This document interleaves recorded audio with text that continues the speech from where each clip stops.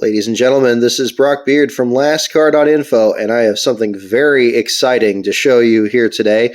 I teased this on the live stream earlier this evening, but this just came in the mail earlier today from a Dodge dealer, I believe in Florida.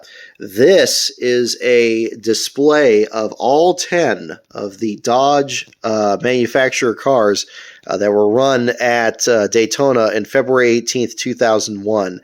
And what's very interesting about this is that these are not racing champions or Team Caliber or Hot Wheels cars.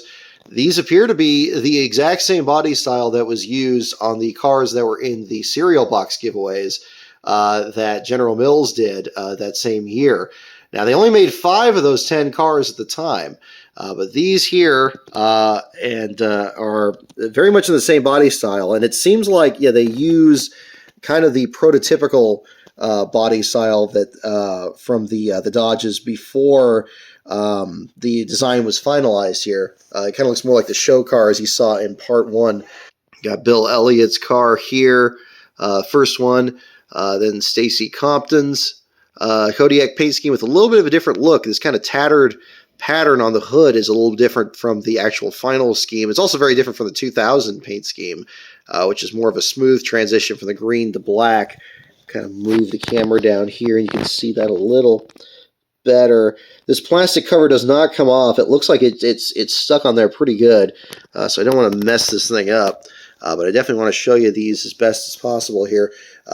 Jason Leffler's singular wireless car, the last of the announced Dodge drivers, came very late in the going. The paint scheme itself very late in it being revealed, but it's shown right here.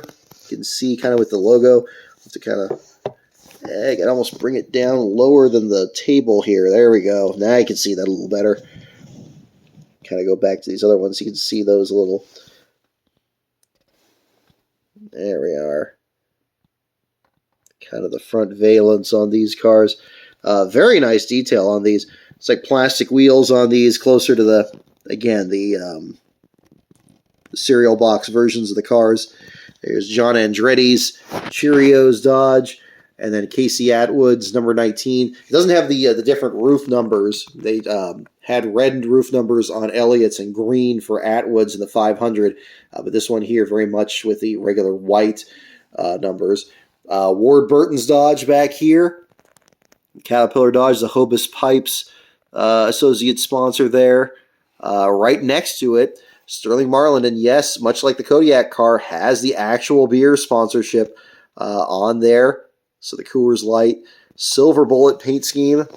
But again, same thing. The front grille, just like the other cars there, with the lower grille there at the front valence.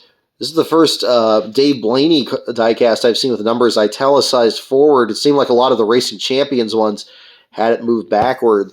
Very different style there. The number color changed through the week. I believe it was white numbers by the duels to make it a little bit more visible on the doors. And I think it was like a bright red on the roof, if I remember correctly. But again, Blaney's car here in the number 93 for Bill Davis Racing. Right next to it, you have Kyle Petty's car, the Sprint PCS machine, of course, that was going to be driven by his son Adam before his untimely passing in New Hampshire. This again, number 45 car here.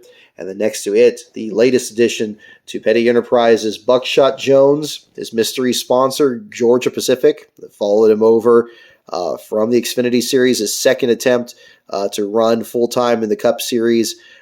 Personally, one of my favorite paint schemes of the Dodges. I also very partial to the Kodiak scheme there for Compton and the singular one there for Leffler. I'll move this around. I'll turn it around. You can see the rear. There we go. Kind of get a few other good shots of this. Again, kind of showed this on the stream earlier, but I don't think the video came out very well, so I'm going to kind of do this and also show it from the rear.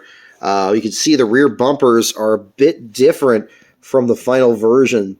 You can see, kind of bring it in a little closer. I just don't want it to be too fuzzy there. But the rear bumpers have that kind of indentation where the license plate frame would go, which is different from the final cars. Kind of bring that in a little bit more. You can see it a little bit there on that. Very impressed again that it just kept the actual sponsors, kept the actual number fonts.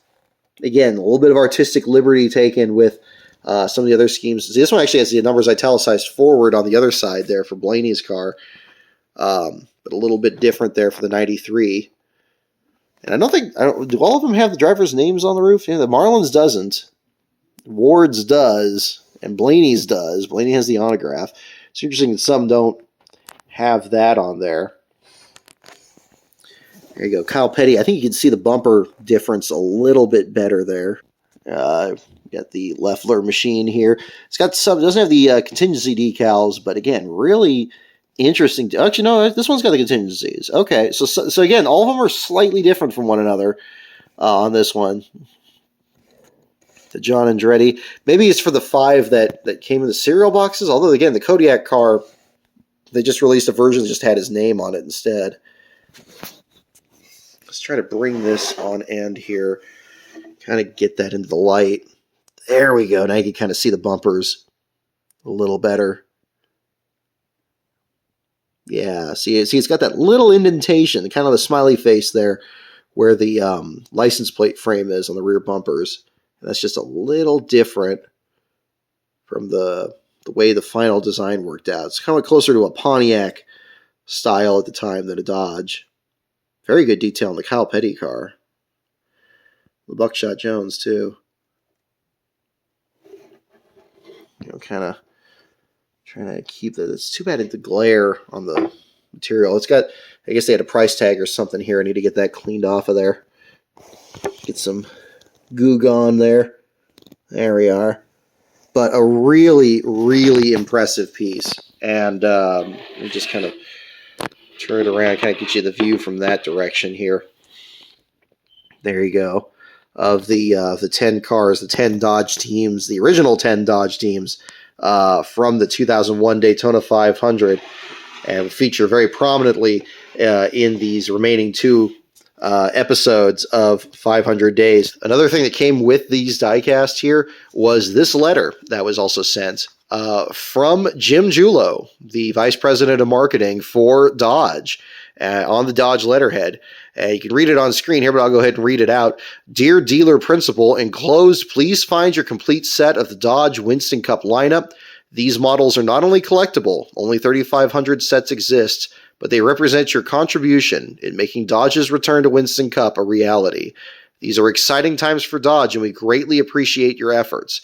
With our recent success at the Daytona 500, 3 top 10 finishes, we should all be proud of what we've accomplished in a very short amount of time. It is a true example of the one-team approach that we've adhered to so strongly. So please enjoy these models, display them in your dealerships, and let's keep the momentum going. It's going to be a great season, and we thank you for your continued support. So clearly from this letter, it was written after the Daytona 500 in 2001. It makes mention that there were 3 Dodges in the top 10. For those of you who haven't seen parts 2 and 3, I'll leave that hanging as to which ones made it there at the finish of the race. You'll see that in the videos there. But very interesting. And again, interesting, especially after what happened in the race. Again, Dodge just focusing on their exact program, and the marketing push behind it stayed just as constant after the race as it did before.